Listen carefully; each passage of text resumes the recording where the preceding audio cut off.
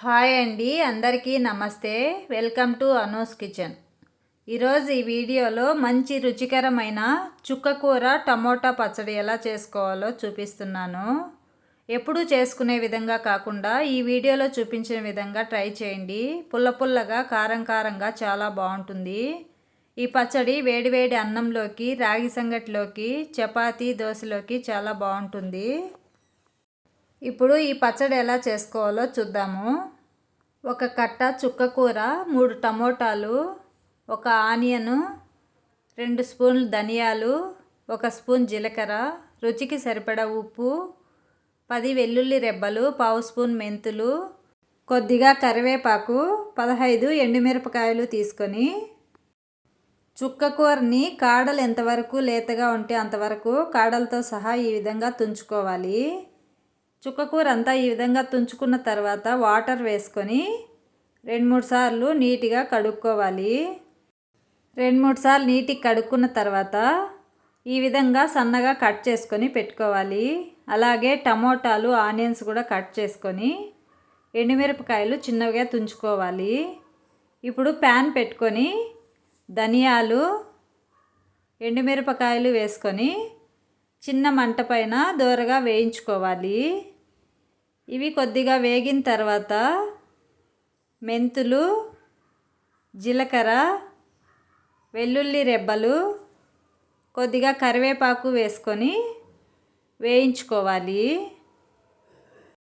వీటన్నింటినీ చిన్న మంట పైన ఈ విధంగా వేయించుకున్న తర్వాత ఒక ప్లేట్లోకి తీసుకొని చల్లారనివ్వాలి. బాగా చల్లారిన తర్వాత మిక్సీ జార్లోకి వేసుకొని మరీ మెత్తటి పౌడర్లా కాకుండా ఈ విధంగా కొద్దిగా కచ్చా పచ్చగా గ్రైండ్ చేసుకోవాలి. ఇప్పుడు ప్యాన్ పెట్టుకొని 2 స్పూన్స్ ఆయిల్ వేసుకొని, ఆయిల్ వేడైన తర్వాత కట్ చేసి పెట్టుకున్న టమోటాలు వేసుకొని వేయించుకోవాలి. టమోటాలు కొద్దిగా మగ్గిన తర్వాత కడిగి కట్ చేసి పెట్టుకున్న చుక్కకూరను వేసుకొని మంట మీడియం ఫ్లేమ్లో పెట్టుకొని కలుపుకుంటూ మాడిపోకుండా వేయించుకోవాలి. ఈ పచ్చళ్ళలోకి చింతపండు వేసుకోవాల్సిన అవసరం లేదండి, ఎందుకంటే చుక్కకూర పుల్లగా ఉంటుంది.